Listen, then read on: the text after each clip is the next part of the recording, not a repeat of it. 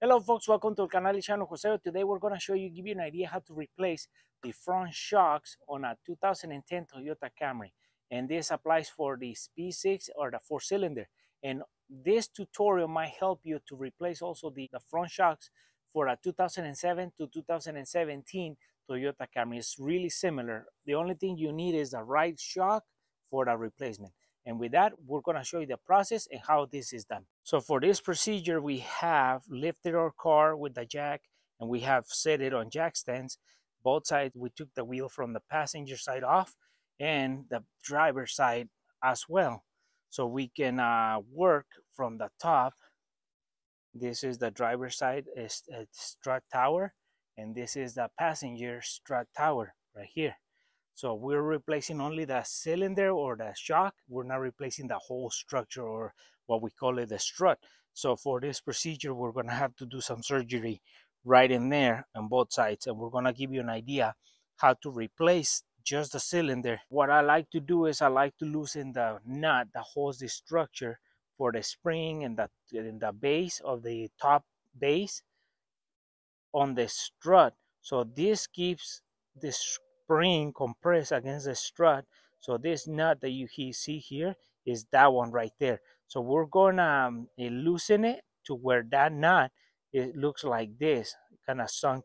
The nut sticks out more than the rod. And once we do that, don't taking it off all the way out, just loosen it a little bit like this.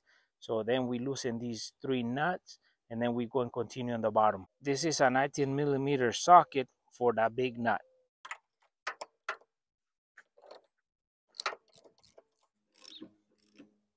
From this to this.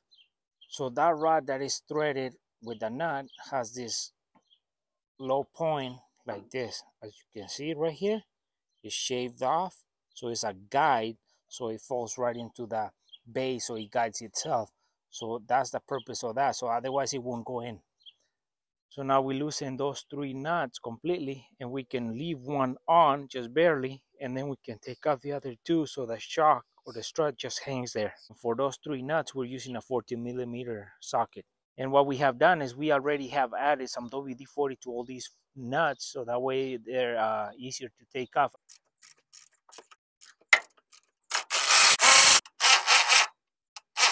Now that we have loosened the nuts up there, we can take off 1, 2, which are the main bolts holding the shock or the strut towards the spindle.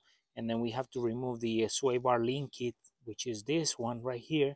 And then we have to remove this bolt right here to take that brake line and the sensor off of the strut, so we can expose and clean it out and extract our strut out there with the whole unit. So we have turned our wheel a little bit so we can expose the nuts for the bottom and main bolts that hold the shock or the strut to the spindle.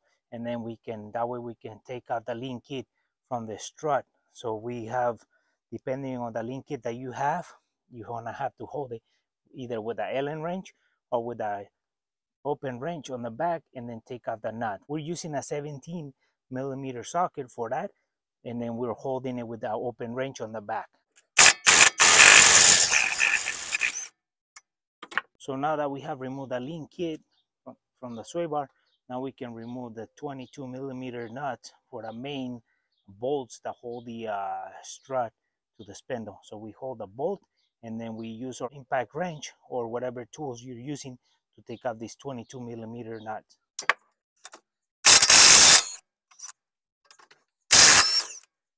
So now that we have undone our link kit, our brake line, and our sensor, now we undid our bolts or our nuts from the main bolts. We take those out so we can start getting our strut out of here by removing the last nut on the top that is holding it from falling.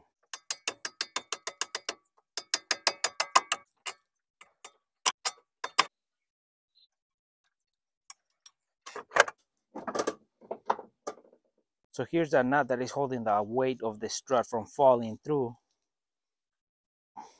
And down here, we have our strut hanging because it's loose already. So we just take that nut off and we can extract our strut out.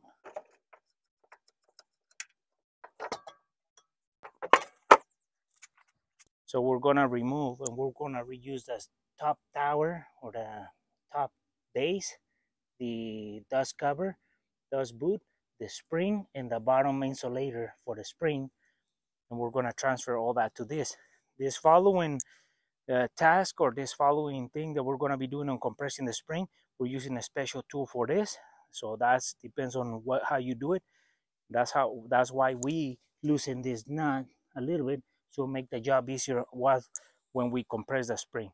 So this task, it depends on how you want to do it. The following task on compressing the spring, there's special tools you can buy to do this, and our tool is a special tool for this. We're just gonna show you how we transfer all that into that new strut. We're using our spring compressor just like the shops, and we're going to be compressing the spring so we can control that energy, and then we can replace the strut with a new.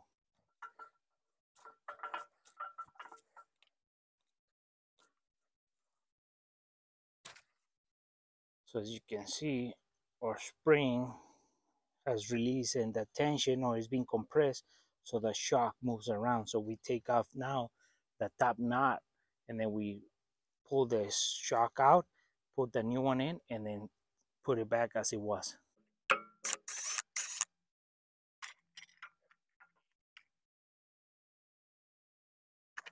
So now that we have taken out the old one, we put the bottom cushion or rubber piece that where the spring lands on. Everything lines up, has to line up, and then we have to put that kind of like a foam, so that cleans the rod. And then don't forget to put the dust boot on, or your base and all that, and guide it in. So the spring has to guide just like on the groove, so everything falls in, otherwise it won't fit right. So now we put it back. Your base like this has this low point that has to match the strut rod. So put it in, line it up, otherwise you won't be able to put it in, and you're gonna force it and damage the threads on the rod. So make sure you pay attention to that.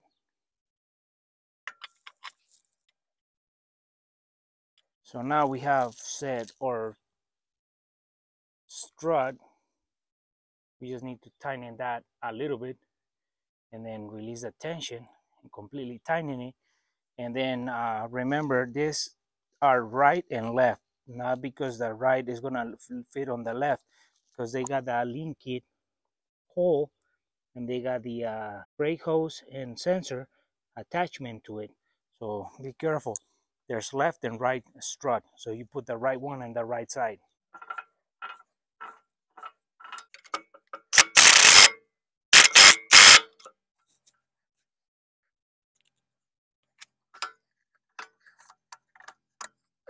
So here we have the full strut now. So we're gonna guide it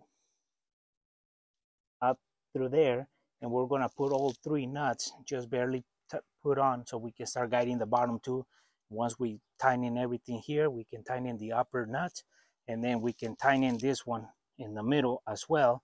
And then once we have everything put back together here, we can go and continue with the passenger side.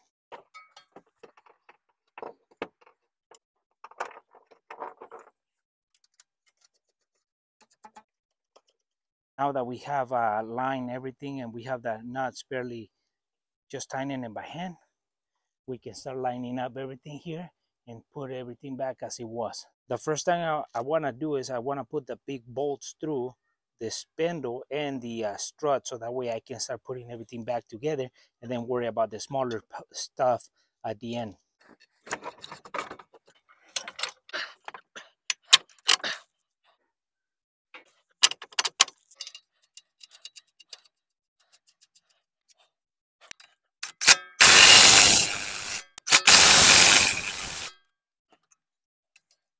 So now that we have tightened the main bolts, we can put the brake line and the sensor right into the strut, and then we can put the link kit back where it was.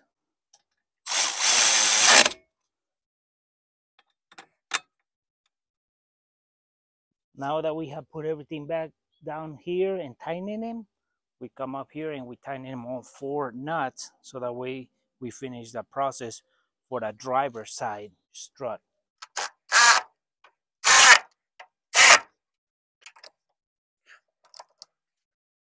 So now we tighten in the upper nuts, all of them, and then we have tightened in everything underneath. Here's our old strut right here. And what we have done to the driver's side, we do to the passenger side.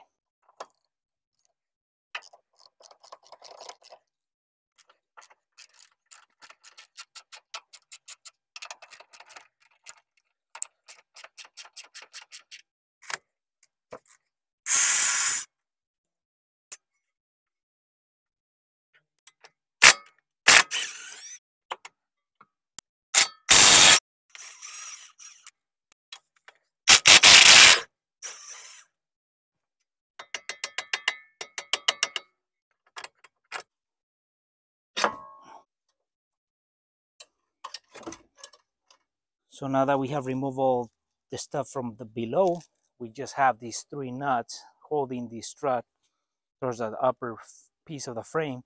That's why we leave them on, loose but on, so when we take everything out here, it doesn't come down.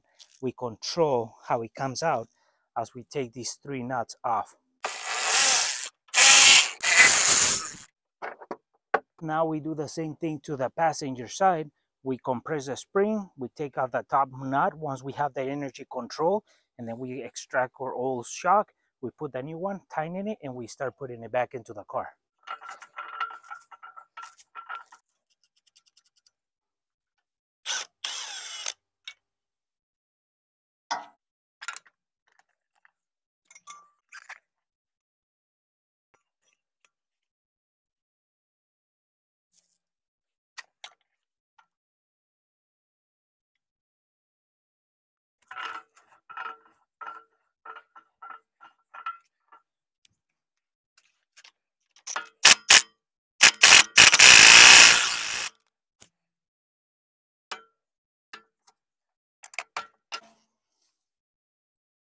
So now we start guiding our strut in, guide it up there, put the 3 nuts, let it just hang loose so you can maneuver it. And once you put all that up there, then we can start lining up everything down here.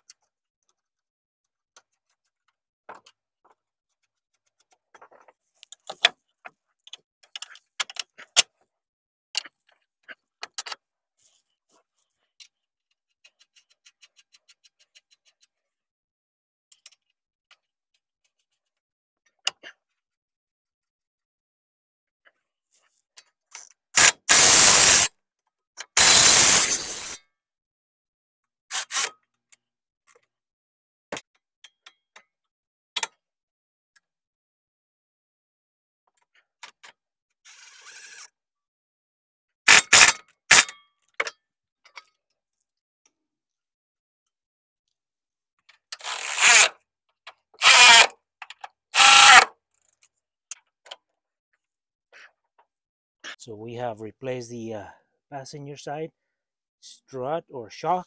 We use the old base, the upper base and the spring and all that. We tighten it at the top. We did the driver's side. We tighten everything up there. We tighten everything down here. New shock. And here's the old shock.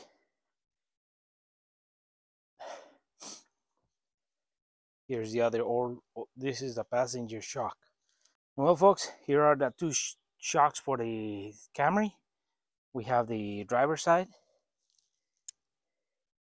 and the passenger side.